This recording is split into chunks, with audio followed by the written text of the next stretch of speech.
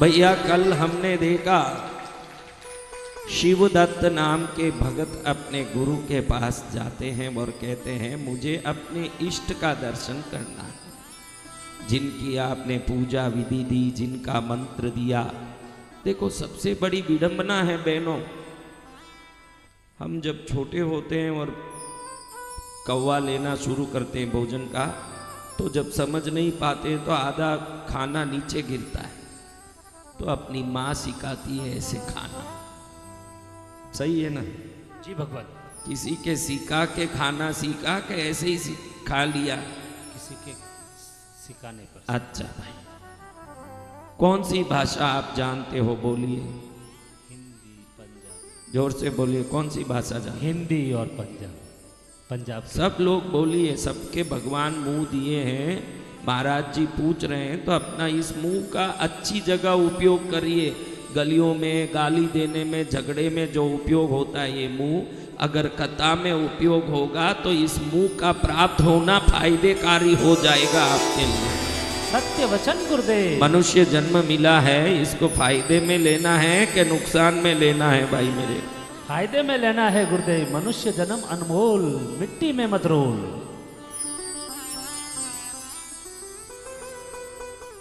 तो महाराज जिस भाषा में भी आप लिखते हैं, जी भगवान, अपने आप जन्म से ही लिखने लगे कि कहीं से सीखा? सीखा है गुरुदेव। सीखा। भोजन भी सीखा? जी भगवान। वस्त्र पहनना भी सीखा? जी भगवान। सब सीखा। लेकिन अब मैं ये पूछूं आपको तो बड़ा आश्चर्य पड़ेगा, कभी आपने सोचा नहीं होगा कि पूजा कभी किसी से सीखा? हाँ, किसने सिखाया भाई? मुझे तो दिखता नहीं कि कोई सिखाता है आपको। हाँ, लेकिन हमको हर चीज सीखने की जो रुचि होती है, ये रुचि होनी चाहिए थी कि मुझे उपासना भी सीख के करना चाहिए। क्योंकि अगर उपासना किसी ज्ञानी से सीख के करेंगे तब वो उपासना बन के कल्याण करेगा, वरना मात्र वो क्रिया बन के निरर्थक हो जाएगा।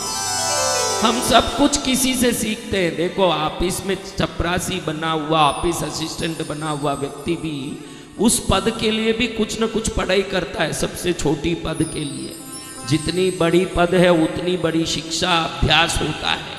कलेक्टर बनो, आईपीएस बनो, क्या बनो, बड़ी बड़ी पढ़ाई।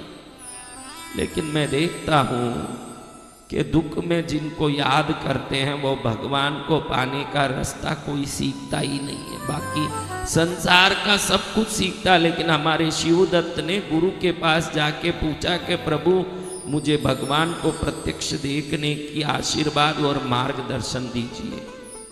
कल हमने ये सुना ना, तो गुरु ने क्या कहा बताइए? गुरु ने क्या कहा? उल्टा लटक के 1.25 लाख मंत्र। उल्टा उल्टा कुछ लटकना नहीं है, शाखा को पकड़ करके उधर ऐसे लटकना, कांटों के ऊपर लटकना है, और पानी त्यागना है, भोजन त्यागना है, मल मूत्र वेग त्यागना है। 1.25 लाख जाप पूरा ना हो जब तक।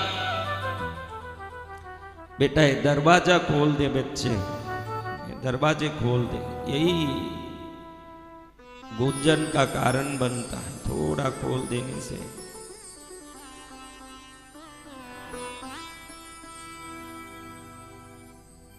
तो महाराज शिवदत्त ने क्या किया? जंगल में गए, मसान में गए, उत्तर मुखी शाखा वाला कांटेदार वृक्ष देखा, उस वृक्ष की शाखा में उत्तर मुख होकर के लटक भी गए। पहले ईश्वर को, इष्ट देवता को, सबको प्रणाम किया, याद किया, फिर संकल्प किया कि जब तक 1.25 लाख जाप पूर्ण नहीं होगा मैं नीचे नहीं उतरूंगा। और फिर वो लटक गए नीचे। क्या बिछा के लटके? कांटे। हाँ, कांटे पे कुत्ता। आप सब में जो भी सफल हुआ हो, यहाँ कोई सफल हुआ हो, तो आपको बता दूं कि सफलता रिस्क लेने से होता है। क्या लेने से?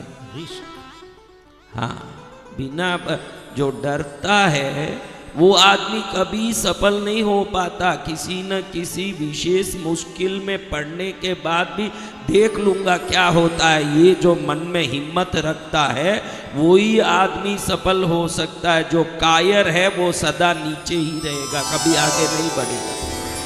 कायरों के लिए संसार में कोई प्रगति का मार्ग ही नहीं है। कायरों के लिए कोई संसार में किसी भी प्रकार से प्रगति का मार्ग नहीं है महाराज।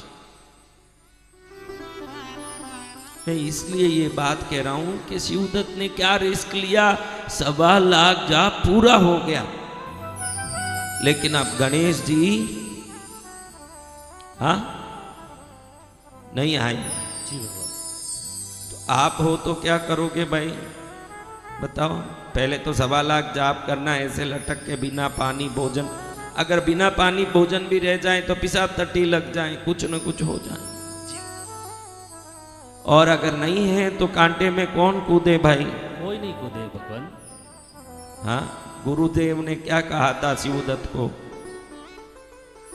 अगर गणेश जी नहीं आए तो कांटे में कूदना। कांटे में ही फंस के मरोगे या गणेश जी आएंगे, दो में ही। हाँ कठिन तपस्या।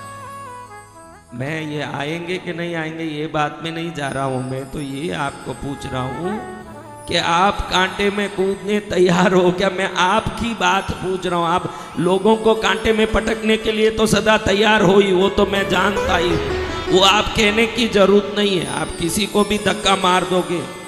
एक मगरमच्छ वाला तालाब था, क्या तालाब, मगरमच्छ वाला तालाब। उधर बोर्ड लिखा हुआ था कि इस मगरमच्छ वाले तालाब को तैर के कोई उस पार चले जाए उसको 1 लाख इनाम दिया जाएगा। कौन जाएगा महाराज, हाँ उधर ऊपर बड़ा सा मचान बंधा हुआ था, उधर से कूद के तैरने के लिए गांव के पंचों ने ये प्रतियोगिता रखी थी कि जो कोई तैर के जाए उसको 1 लाख दें। हर आदमी मचान पर चढ़े, पीछे बड़ी भीड़ खड़ी हो, सब देखे कि कोई ना कोई कूदेगा क्या, कोई कूदता नहीं है। एक आदमी कूद गया। क्या हुआ, एक आदमी कूद गया। लोग आश्चर्य में पड़ गए कि अरे हजारों मगरमच्छ वाले, एक एक पल पल में मगरमच्छ दिखे, ऐसे तालाब में ये कूद गया, कितना हिम्मत वाला है। अब उस पर अब पहुंच पाता है कि नहीं, देखे इधर देखो तो मगरमच्छ मुंह फाड़ के जगह जगह उसको पकड़ने की कोशिश कर रहे हैं। इतने में वो हाथ पैर मार के कैसे ही मगरमच्छों से बच के उस तरफ पहुंच भी गया। अब उस तरफ पहुंचा तो सबने खूब उसका स्वागत किया, माला पहराए, सम्मान करें, बड़े स्वागत करें और मंच पर ले जाके माइक में बोले, आज पहली बार एक रुस्तम मिला है जो इस मगरमच्छ वाले भयंकर तालाब को पार कर चुका है, इसको 1 लाख इनाम देना है। भैया बताओ आप कैसे इतना हिम्मत किए, माइक उसको दिया। तब वो बोलता है, लाख जाने दो भाड़ में, पहले ये बताओ कि पीछे से मुझे धक्का किसने मारा। ये दुनिया है। शिवदत्त को कांटे में डालने तो सब तैयार है, खुद पढ़ोगे क्या बात, ये पूछ रहा हूं मैं, शिवदत्त की बात नहीं पूछ रहा हूं। धक्का किस कौन मार रहे हैं, मैं ये पूछ रहा हूं कि धक्का कौन मार रहे हैं। समझ रहे हो मेरी बात मेरे बच्चों। अब कल हमने देखा कि 1.25 लाख जब पूरा हो गया, गणेश जी तो आए नहीं और इनकी इच्छा थी कि गणेश जी का मैं प्रत्यक्ष दर्शन करूं, उनको प्रणाम करके जीवन को धन्य बनाऊं, यही तो इच्छा थी। अब आए नहीं तो गुरुदेव ने कहा था कि आए नहीं तो कांटे में कूद जाना। कांटे भी ऐसा नहीं कि खाली यहां एक न वहां एक डाल दिया, हाँ पूरा 6 फुट का ऊंचा सैया बनाना जिसमें कूद जाओ तो कोई उठा न सके, फंस जाए अंदर, ऐसा कांटा।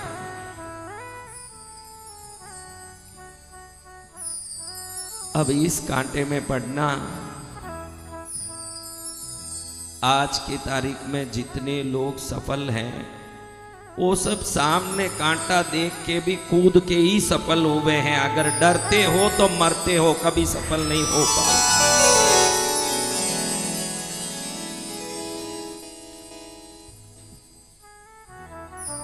ओम।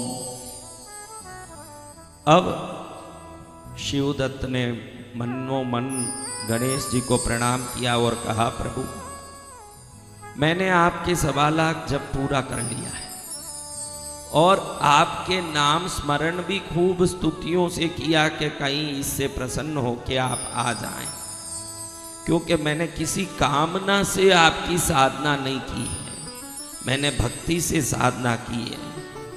न धन दौलत, न सुख सामग्री, न संसार, न रिश्ते मांगने आपकी मैंने पूजा की। मैं मात्र मेरे इष्ट है गणेश देव आपका दर्शन करने के लिए मैंने ये साधना किया। फिर भी आप नहीं आ रहे। अब तो ऐसा शरीर किस काम का जिस शरीर से ईश्वर को प्राप्त नहीं कर पाया। ऐसा शरीर किस काम का जिससे भगवान को मैं प्राप्त नहीं कर पाया। आप आए ना आए, अगर नहीं आए तो भी ये शरीर छोड़ना अच्छा, और शरीर छोड़ने से आ जाते हो तो ये शरीर छोड़ना ही अच्छा। दोनों प्रकार से शरीर छोड़ना।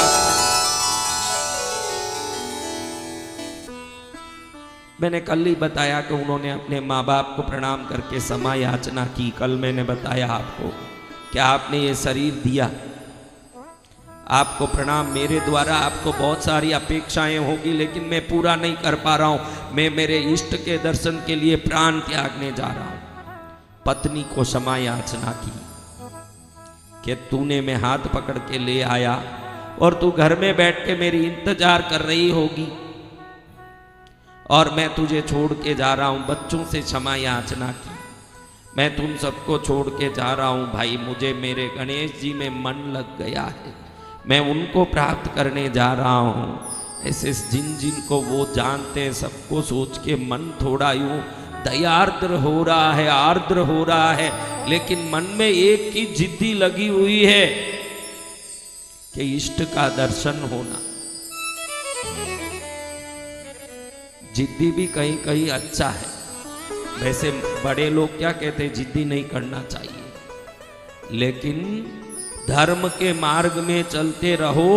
वो धर्म का वस्तु न मिले जब तक छोड़ूंगा नहीं। धर्म के क्षेत्र में जो जिद्दी करेगा वही सफल होगा, उधर जिद्दी होनी चाहिए।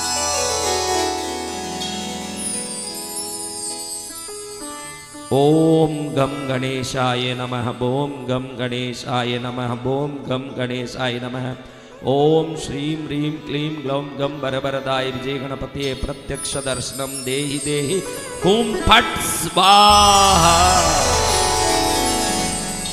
बोलते बोलते क्या कर दिया, हाथ छोड़ दिया। ध्यान रखना, जब आप अपना हाथ पकड़ के खुद रखोगे कि आपकी जिम्मेदारी, आपकी जिंदगी को आप संभालोगे, तब तक संभालने वाले संभालने नहीं आएंगे। जब आप शरणागत हो जाओगे ना, अपना हाथ छोड़ दोगे तो हाथ पकड़ने प्रभु आ जाएंगे। हाथ छोड़ने वालों को ही हाथ पकड़ने वो आएंगे। पहले आपको हाथ छोड़ना पड़ेगा। कब आए कृष्ण जी द्रौपदी के सामने भाई? जब तक बचाओ बचाओ कर रही थी तब तक नहीं आए। जब असहाय हो गई और हाथ उठा दिया, उसी समय नंद मुरारी प्रकट हो गए। कब प्रकट होंगे? जब असहाय हो जाओगे कि तेरे सिवाय मेरे कोई नहीं है। शिवदत्त ने हाथ छोड़ा। देख लो भाई, आप ही बताओ, एक वृक्ष कितना ऊंचा होगा? ज्यादा से ज्यादा ये सीलिंग जितना, उससे ज्यादा क्या ऊंचा हो जाएगा? उसमें 6 फुट का तो कांटा ही बिछाया है। उधर से इधर कूदने में कितनी देर लग जाएगी भाई? उधर से इधर गिरने में 12 महीना लगेगा। सही है? नहीं गुरुदेव, मैं तो गलत ही बोलता रहता हूँ, ये मुझे सुधारते रहते। 12 महीना लगेगा। सही है? नहीं भगवान, नहीं। 6 महीना? नहीं पूज्य श्री। 3 महीना? नहीं करुणा सागर। 1 महीना?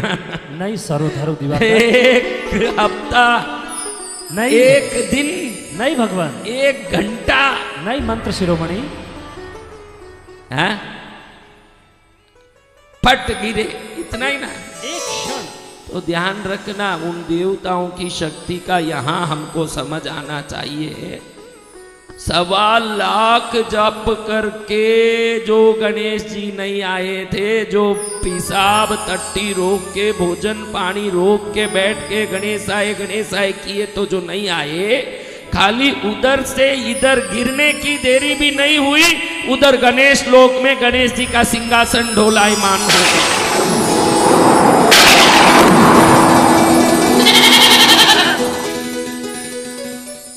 गणेश जी आ रहे भाई, बकरियां थोड़ी आ रही भाई, गणेश जी आ रहे। तो इधर गणेश जी ने उस एक पल के झपकाने में, आप ध्यान रखिएगा, कभी तमिलनाडु कोई गए हो और मदुरई मीनाक्षी के मंदिर गए हो, दर्शन किए हो, वो हाथ ऊंचा करिएगा। मदुरई मीनाक्षी का दर्शन किया होगा, लेकिन उस तात्पर्य का आपको समझ नहीं होगा। भैया इसका आवाज थोड़ा बढ़ाइए ना, यहाँ क्या है देखिए तो थोड़ा, मुझे बहुत गला थोड़ा जोर लगाना पड़ रहा है। हाँ थोड़ा देखिए मेरा। अच्छा भैया, मदुरई मीनाक्षी कम से कम सुने तो हो क्या नाम? कितने लोगों ने सुना है वो तो हाथ ऊंचा करो। हमने जो नहीं सुना हो तो उनको एक बात बता दूं। जी भगवान। मलय ध्वज पांड्य राजा, मदुरई जो है दक्षिण की राजधानी रही पांड्य राजाओं की। पांड्य राजा ने भगवान शंकर की तपस्या की कि मुझे पुत्री चाहिए। क्या चाहिए? पुत्री चाहिए। पुत्र चाहिए नहीं, पुत्री चाहिए। जी भगवान। भगवान प्रकट हुए शंकर जी और मलय ध्वज पांड्य को पूछा कि क्या चाहिए? पुत्री चाहिए। अरे पुत्री चाहिए तो मेरा क्यों तपस्या किया? आपकी पत्नी पार्वती ही मेरी पुत्री के रूप में मुझे चाहिए। मलय ध्वज पांड्य ने जब ये साधना की और ये वरदान मांगा तो भगवान शंकर ने तथास्तु कहा। तो मलय ध्वज पांड्य ने पूछा, प्रभु आपकी कृपा बहुत बड़ी है कि भगवती मेरे घर में पुत्री बन के आएगी। तो शंकर ने हंसते हंसते कहा, पुत्री बन के मात्र नहीं आएगी, स्वयं विष्णु मदुरई में आके अपनी बहन की यानी मेरी पत्नी पार्वती की अपने हाथ से मेरा पुनः पानी ग्रहण करवाएंगे और तू मेरा ससुर बन के मेरी शादी करवाएगा। ये आशीर्वाद तुझे मैं देता हूँ। जय जय गुरुदेव। तो मदुरई मीनाक्षी मंदिर में बाहर देखो तो बाहर के गोपुर में ही भगवती भगवान की शादी का दृश्य बना हुआ है। वहीं शादी हुई पार्वती और शंकर की। भगवान ने वहां कहा कि भगवती जो तेरे घर में पुत्री बन के प्रकट हो रही है, वो पुत्री 3 स्तनों वाली होगी। कितने स्तनों वाली? 3। हाँ, उसके 3 स्तन होंगे। प्रभु 3 स्तन वाला तो असाधारण हो जाएगा, फिर मेरी बेटी की शादी कौन करेगा? अरे शादी, शंकर जी हंसते हुए कहते हैं, अनंत प्रलय में अनंत युगों से पार्वती से मैं ही शादी करता आया ना, मैं ही करता रहूंगा, दूसरा कौन आया? तेरी बेटी बड़ी पराक्रमी होगी, हर एक से लड़ने जाएगी और कैलाश पर चढ़ के मुझसे भी लड़ने आएगी। जब मेरे सामने आएगी उसका एक स्तन बीच वाला स्वयं गायब हो जाएगा, वो 2 स्तन वाली हो जाएगी। उस समय उसको समझ आ जाएगा कि ये मेरे पति हैं, तो अपना पराक्रम छोड़ के लज्जा युक्त हो जाएगी और शादी हो जाएगी मेरे उसके साथ। ऐसे ही हुआ। भगवती का बड़ा पराक्रम था, हर राजा से लड़के युद्ध करके जीतती थी। आज भी मदुरई भगवती का राजधानी कहा जाता है। पहले भगवती की पूजा होती है, बाद में ही भगवान का पूजा होता है। पहले भगवान की पूजा नहीं होती। विश्वनाथ में जाओ तो पहले विश्वनाथ की पूजा, बाद में अन्नपूर्णा का पूजा। महाकाल में जाओ तो पहले महाकाल की पूजा, बाद में हरसिद्धि की पूजा। मदुरई में जाओ तो पहले मीनाक्षी की पूजा, बाद में सोमनाथ की पूजा होती है। वहां की रानी भगवती है। भगवती का भगवान से विवाह हुआ। भगवती का नाम मीनाक्षी हुआ। क्या नाम? मीनाक्षी। यही बात आपको कहना था। मीनाक्षी क्यों हुआ? भगवती को भगवान पूछते हैं कि हे देवी, तू ये क्षण के लिए भी पलक नहीं झपका रही है, तेरे आंख दुखेंगे, तू ऐसे ही क्यों बैठी है, थोड़ा तो पलक झपका ले। तो भगवती कहती है, प्रभु ये सारे संसार मेरे रचे हुए पचे हुए सृष्टि हैं, अगर मैं पलक झपकाऊं उस समय में मेरे कोई बच्चे को दुख आ जाए तो पलक झपकने के समय में उस दुख को मिटाने कौन जाएगा? इसलिए मैं मीन की तरह, मीन यानी मछली, अक्षी यानी आंख, मछली के पलक नहीं होते हैं। आपने देखा है मछलियों को पानी के टैंक में पलक झपकाते हैं क्या मछली? अपने बच्चों की रक्षा करने के लिए पलक नहीं झपकाते हुए युगों युगों से मदुरई में बैठी है मीन की तरह अक्ष लेके, इसलिए उसका नाम मीनाक्षी है। जय गुरुदेव। हाँ, आप मीनाक्षी मंदिर भले गए हो, उसका तात्पर्य मैं समझा रहा हूं कि पलक भी नहीं झपकाए। ये हम जिनकी साधना करते हैं ना, हम तो साधना धूल भर करते हैं, वो पर्वत भर कृपा करते हैं। हम एक कदम उनके सामने रखते हैं तो वो 1000 कदम हमारे सामने आगे बढ़ के आते हैं। सत्य वचन गुरुदेव। ये उनकी दया और कृपा है महाराज जी। भगवान बड़े दयालु हैं ये भगवान, ये भगवती। ये पलक झपकाने वाली बात इसलिए कह रहा हूँ, मीनाक्षी का जो ये उदाहरण इसलिए कह रहा हूँ कि ऊपर से नीचे कूदने में कितनी देर लगेगी महाराज? एक क्षण का भी समय नहीं। हाँ, वो पलक झपकने जितने समय के अंदर गणेश लोक से गणेश जी शिवदत्त के सामने प्रकट हो गए। बोलिए गणपति भगवान की, बोलिए पूज्य गुरुदेव राष्ट्रीय संत श्री वसंत विजय जी महाराजा की।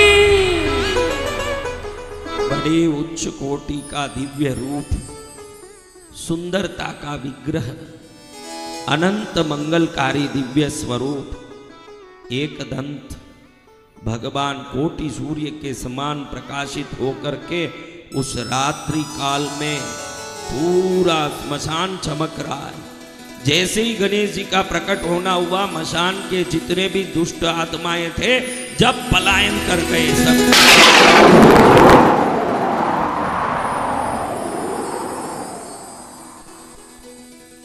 और जैसे ही कांटे में कूदने के लिए नीचे गिरे हुए शिवदत्त के सामने गणेश जी प्रकट हुए, वो कांटों का सैया फूलों का सेज बन गया अपने आप।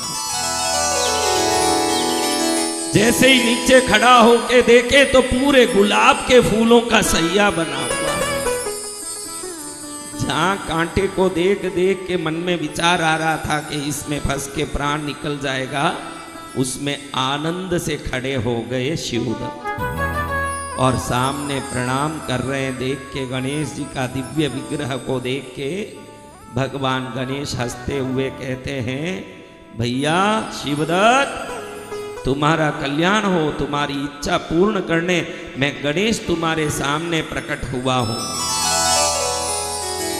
मैं आदि ब्रह्म शिव विष्णु और ब्रह्मा को प्रकट करने वाला महागणेश, धरती को प्रकट करने वाला, आकाश को प्रकट करने वाला, पाताल को प्रकट करने वाला, तल अतल वितल सुतल तलातल रसातल पाताल आदि सर्व लोकों को बनाने वाला, दिन रात रूपी काल चक्र को बनाने वाला, 27 नक्षत्रों को बनाने वाला, 12 राशि को बनाने वाला, ज्ञान विज्ञान मति ज्ञान श्रुत ज्ञान अवधि ज्ञान कैवल्य ज्ञान आदि ज्ञानों की श्रेणी को बनाने वाला, अंक शास्त्र, गणित शास्त्र, ज्योतिष शास्त्र, वेद शास्त्र, मंत्र शास्त्र, भूगोल शास्त्र, खगोल शास्त्र, पशु शास्त्र, पक्षी शास्त्र, भाषा शास्त्र, विज्ञान शास्त्र, वैदिक शास्त्र, श्रुत शास्त्र, श्रोत शास्त्र,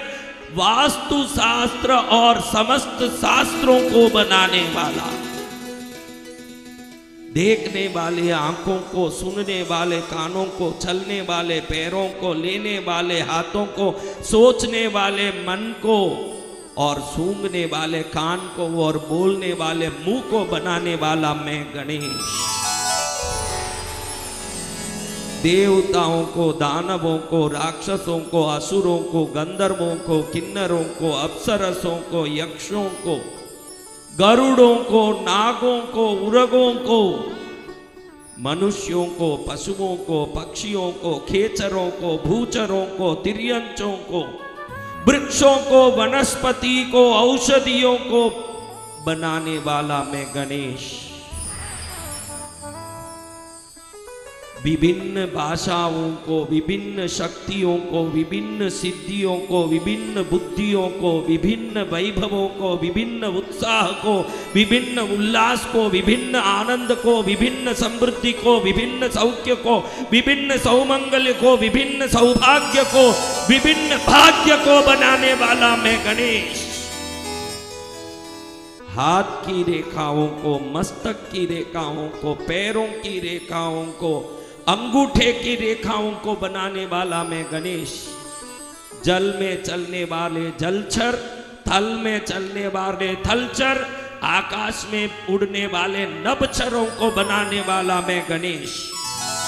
रंबा, उर्वशी, तिलोत्तमा, मेनकादि अप्सराओं को बनाने वाला मैं गणेश। इंद्र, अग्नि, यम, नैऋत्य, वरुण, वायु, कुबेर, ईशान आदि दिक्पालों को बनाने वाला मैं गणेश।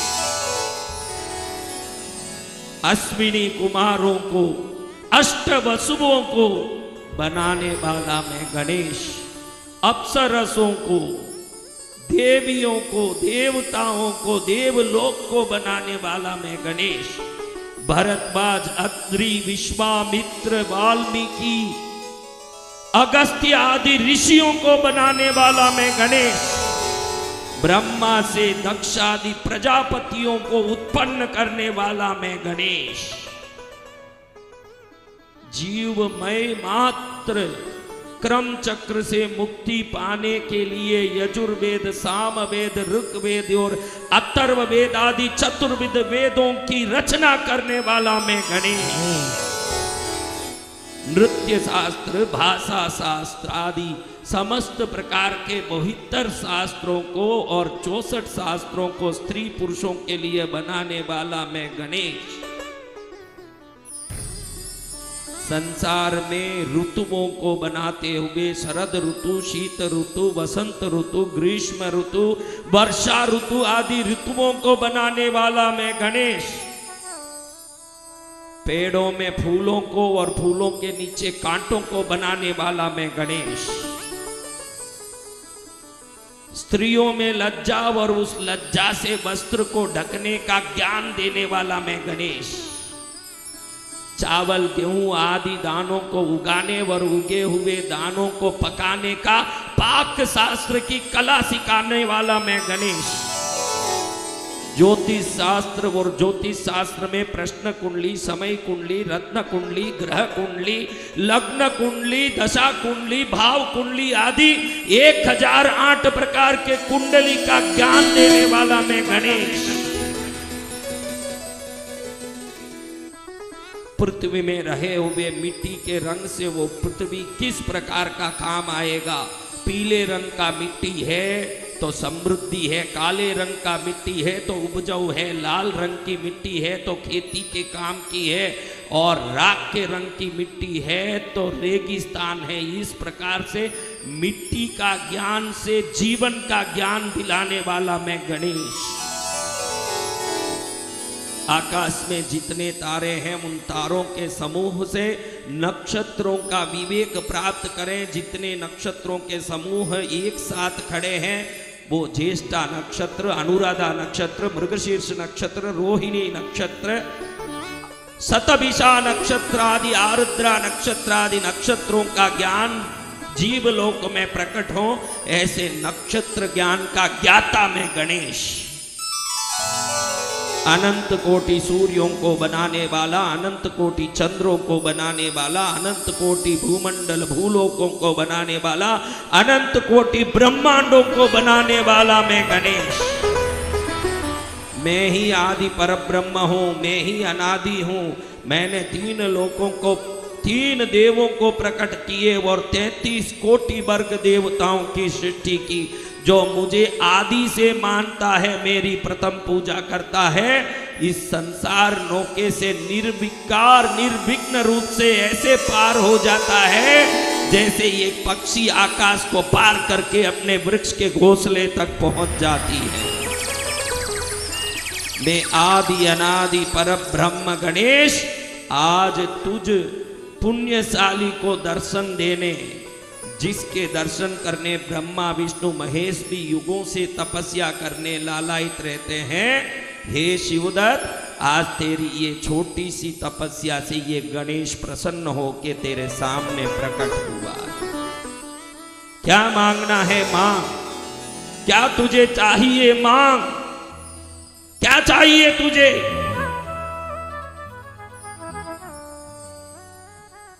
प्रभु,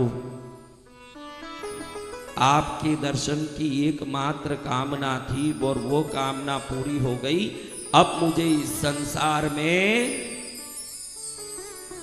संसार की सुखों में कुछ नहीं पड़ी है। मुझे आपका दर्शन हो गया, मैं धन्य हो गया। अपने विशाल उदर को लेके, विशाल काय को लेके, कोटि सूर्य समान प्रभा लेके खड़े हुए गणेश जी महाराज शिवदत्त को हंसते हुए कहते हैं, भाई मेरा दर्शन तो छोड़, मेरा एक बार कोई श्रद्धा से नाम भी ले ले तो वो खाली नहीं जाता है, तो तू कैसे खाली जा सकता है?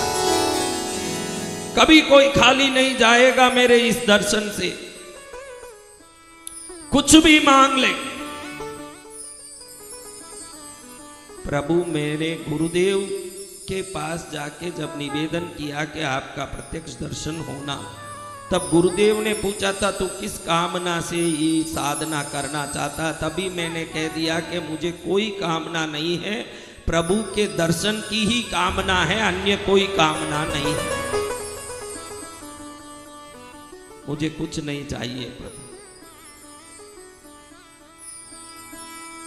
गणेश जी हंसते हंसते कहते हैं, बा शिवदत्त, धन्य तेरी भक्ति को। संसार के लोग ईश्वर की भक्ति अज्ञानतावश कामना से, स्वार्थ से करते हैं। जब ईश्वर की ही कृपा किसी जीव पर पूर्ण रूप से हो जाती है, तब वो कामना से ऊपर उठ के ईश्वर को ही पकड़ने की साधना शुरू करता है।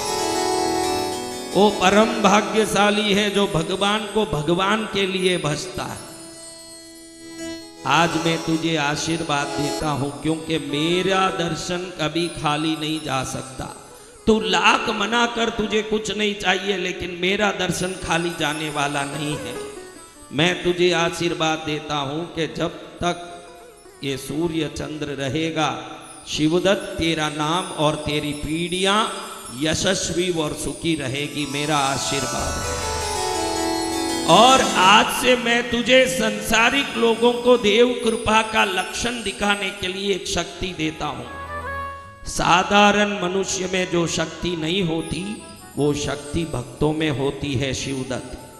भक्त दूसरों से विलक्षण होते हैं, देखने में साधारण होते हुए भी साधारण कार्यों को भी अनायास रूप से कर ले, उन्हीं को भक्त कहा जाता है। भक्त अपनी भक्ति की शक्ति से चाहे जो काम कर सकते हैं।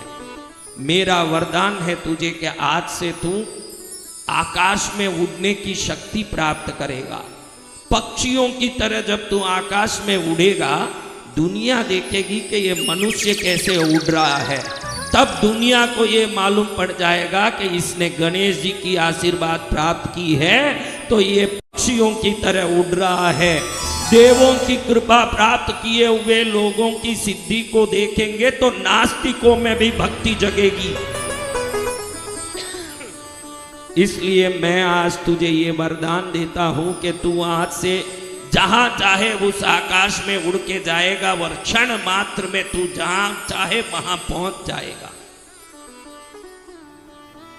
ना करते हुए भी शिवदत्त को गणेश जी ने बहुत सारे आशीर्वाद दिए। शिवदत्त तो जब तक गणेश जी के दर्शन होते रहे पलक झपकाना भी भूल गया। ऐसा स्वरूप। किस किस को दूध पीना अच्छा लगता है? दूध पीना किसको अच्छा लगता है? अगर उसमें थोड़ा शक्कर डाल दें तो और भी मीठा हो जाएगा। हाँ, थोड़ा केसर डालें तो और उसमें फिर आनंद ही आनंद आ जाएगा। थोड़ा मिश्री डाल दें तो महाराज फिर क्या कहना गुरुदेव। थोड़ा इलायची नया ताजा कूट के उसमें डाल दिया जाए तो आनंद ही आनंद। उसमें शहद थोड़ा मिला दें तो महाराज। तो ध्यान रखिएगा, दूध में जब आप वस्तुओं को जोड़ते जाते हो तो जो मिठास होता है, वैसे मिठास भरे शहद, केसर, इलायची, शक्कर, मिश्री डाले हुए दूध में थोड़ा घी डाल के मिलाया हो और उसी का समुद्र बना दिया हो। उसी का क्या बना दिया? समुद्र। तो भी जिसका वर्णन नहीं हो सकता है, वैसा रूप है श्री गणेश जी महाराज का। बोलिए गणपति भगवान की। इतना प्यारा रूप देखते हुए शिवदत्त कभी उनके सुंड ही देखें, कभी दांत ही देखें, कभी आंख ही देखें, कभी ललाट देखें, कभी मोटा पेट देखें, कभी हाथ वरदान की मुद्रा में खड़ी हुई हाथ देके प्रसन्न हो। क्योंकि गणेश जी ने जब तक अपनी शक्ति और सिद्धि के बारे में वर्णन करते हुए कहा कि आकाश में ही हूँ, पाताल में ही हूँ, धरती में ही हूँ, सूर्य में ही हूँ, अष्टवसु में ही हूँ, नवग्रह में ही हूँ, 10 दिक्पाल में ही हूँ, मेरे से चराचर संपूर्ण ब्रह्मांड प्रकट हुए। ये सब बातें जब तक वो बता रहे थे तब तक भर आंख दर्शन कर लिए शिवदत्त ने। और हाथों हाथ क्या मिल गया? वरदान भी मिल गया। अनंत पीढ़ियों को सुखी करने का वरदान। आपको भी प्रार्थना करता हूं, कभी पूजा पाठ आराधना करो, मन थके तो मन को समझाना कि एक शिवदत्त ने साधना की और भक्ति की, आगे के हजारों पीढ़ियों को सुखी होने का आशीर्वाद मिल गया, तो मैं भी ऐसे कोई उपासना पूजा करूंगी रोज तो मेरे आगे की पीढ़ियां सुखी रहेगी। ये ध्यान में रखते हुए हमको भजन पूजन करना चाहिए। क्या पता कि भविष्य में आपके कोई पीढ़ी में नास्तिक बेटा पैदा हो जाए, पापी पैदा हो जाए, उस पापमय मेंढक को भी रक्षा करने वाला सांप बन के हम छाया करने के लिए एक साधना तो रोज करनी चाहिए, एक उपासना तो रोज करनी चाहिए। आप बोलोगे कि सांप कैसे मेंढक की छाया करेगा? पापी मेंढक बनेगा तो पुण्य सर्प बन के ही छाया करेगा। आप ध्यान रखना। इसलिए हरेक को पूजा करते समय हमारे घर परिवार की सुख सुरक्षा के लिए पूजा कर रहे हैं, ये विवेक ध्यान में रखना चाहिए कि मेरे घर का पूरा परिवार सुखी होगा मेरे भजन से, मेरे पूजन से। कथा में तो यहाँ बहनें बैठी है, पूरा परिवार थोड़ी आया है। बहनें आई है ना, कोई बात नहीं, राशन के दुकान में एक जाके राशन ले आते हैं तो घर में पूरे लोगों के लिए रसोई बन सकती है। तो एक व्यक्ति भी भक्ति में लगेगा तो पूरे परिवार के लिए कृपा मिल सकती है। ध्यान रखना। सत्य वचन मेरे गुरुदेव। हाँ, हमारी सद्बुद्धि से हम ही बोलते हैं ना कि तुम औरतें घड़ी घड़ी बोलती हो मेरे पास।